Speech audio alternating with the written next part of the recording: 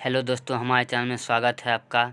मैं आज लाया हूँ रेलवे एनटीपीसी का क्वेश्चन, हिस्ट्री का क्वेश्चन है जिसे बार बार एग्ज़ाम में पूछा जाता है। वन लाइन क्वेश्चन है। चलिए हम लोग क्वेश्चन की ओर चलते हैं। किसके काल में बोर्ड ऑफ रेवेन्यू की स्थापना हुई थी? हेस्टिंग के समय में बोर्ड ऑफ रेवेन्यू की स्थापना हुई थी। किस अंग्रेज़ को प्रशासनिक सेवा का जनक कहा जाता है? कॉर्नवालिस को जो है प्रशासनिक सेवा का जनक कहा जाता है।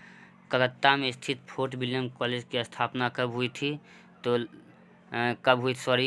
किसने स्थापित की थी? लॉर्ड वेलेस्ली ने की थी। टैक्सी एक्ट कब लागू हुआ था? 1822 में।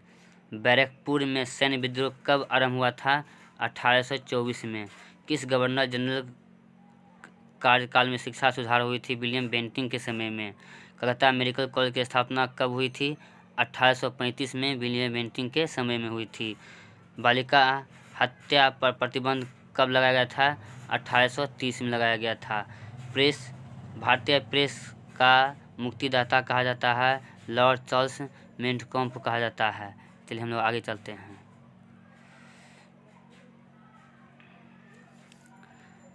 इनाम कमीशन की स्थापना किसने की थी? डलहौजी ने की थी। किस कर व्यवस्था के अंतर्गत किसानों को उपज में 50% उछला जाता था? रैयतवाड़ी व्यवस्था में जो है 50% उछला जाता था। नर बलि प्रथा किस गवर्नर काल में हुई थी? लॉर्ड डलहौजी के समय में हुई थी। भारत में ब्रिटिश की ओर संपत्ति का अपवहन सिद्धांत किसने प्रस्तावित किया था? दादा भाई नौरोजी ने किया था। भारत में टेलीग्राफ लाइन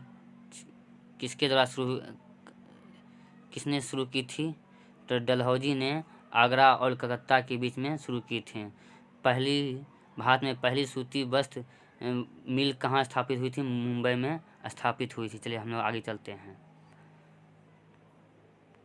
16वां क्वेश्चन है, भारत में अंग्रेजों को लूट किस महत्वपूर्ण घटना के बाद शुरू हुई थी? प्लासी के युद्ध के बाद जो है अंग्रेजों ने अपना सबसे पहले लूट शुरू की थी भारत में।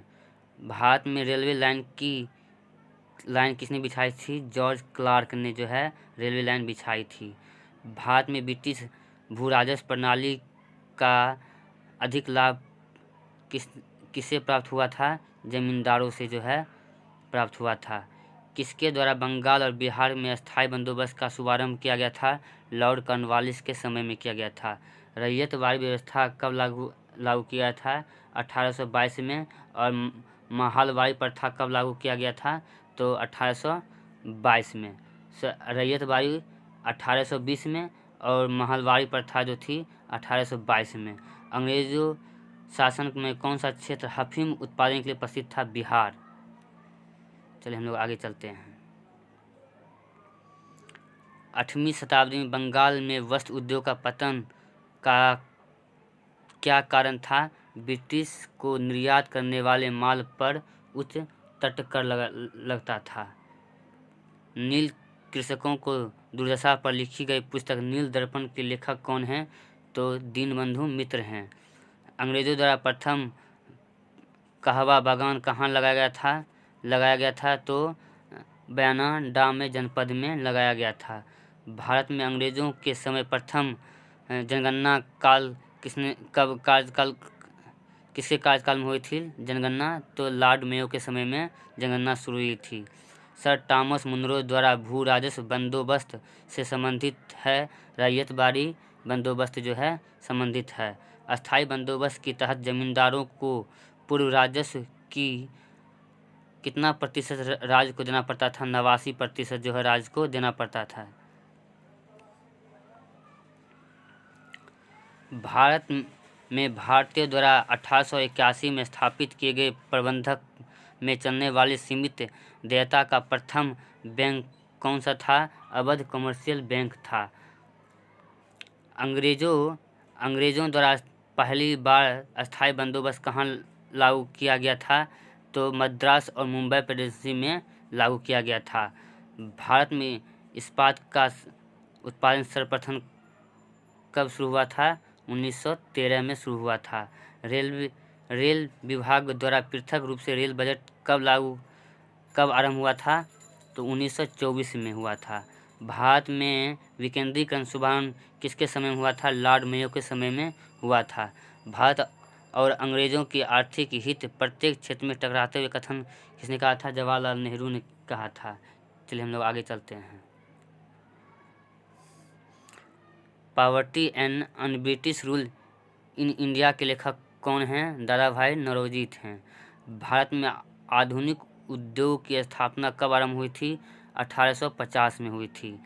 भारत में रेलवे की स्थापना आधुनिक उद्योग के अग्रदूत किसे कहा जाता है? कार्ल मार्क्स को संज्ञा दी थी। जननी की संज्ञा किसने दी थी? तो कार्ल मार्क्स को। भारत में पहली बार पटसन मिल कहाँ स्थापित की गई थी? रिसरा बंगाल में किया गया था। सर्वप्रथम लोहा इस्पात उद्योग की स्थापना कहाँ हुई थी? बिहार में हुई थी। चलिए आगे हम लोग आगे चलते हैं। 40वां क्वेश्चन है, अंग्रेज के कराची अधिवेशन 1931 में अध्यक्ष कौन थे? तो सरदार वल्लभ भाई पटेल। कांग्रेस के कराची अधिवेशन में 1931 के अध्यक्ष कौन थे? पटेल थे। भारत में अंग्रेज़ों को भूमि खरीदने और बसने की अनुमति कब मिली? 1833 में मिली थी। The economic history of India नामक पुस्तक के लेखक हैं रमेश चंद्र दत्त थे।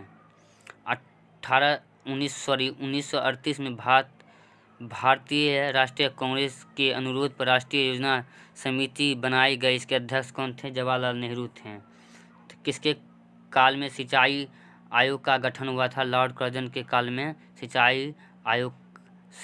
सिंचाई आयोग का गठन हुआ था। कृषि विभाग की स्थापना कब हुई थी? 1872 में हुई थी।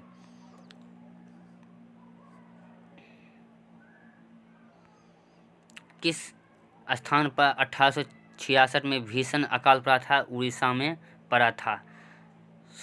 कलकत्ता में मुस्लिम शिक्षा के विकास के लिए मदरसा कब स्थापित किया था? 1772 में स्थापित किया गया था।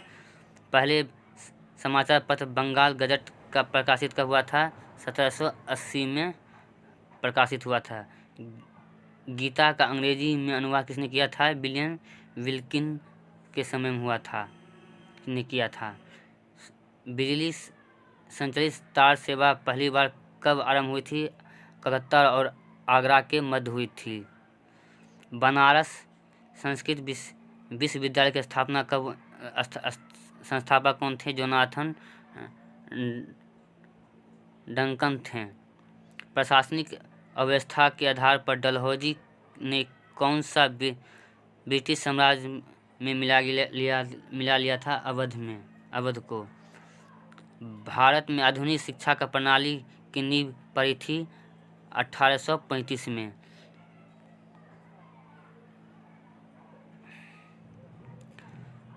भारत में डाक टिकट किसने आरंभ किए थे? डलहौजी ने।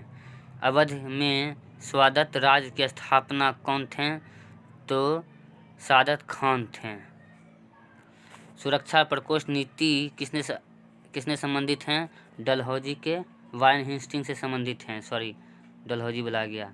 किस भारतीय रोबो क्लाइव बिहार के दीवान बनाया गया था? राजा सीताब्दराय को। महाराणा रंजीत सिंह का उत्तरदायी कौन थे? खरग सिंह थे। अस्थायी बंदोबस्त की सिद्धांत किसने दिया था? कॉर्नवालिस ने दिया था। सहायक संधि के प्रणाली जनक कौन थे? लॉर्ड वेलेस्ली थे। महारानी विक्टोरिया को समाचार पत्र किसने पढ़कर सुनाया था? लॉर्ड कैनिंग ने सुनाया था। रंजीत सिंह किस विषय से संबंधित हैं? सूरचकिया से संबंधित हैं। अगर हमारा चैनल पसंद लगा हो तो हमारे चैनल को लाइक और सब्सक्राइब जरूर करें।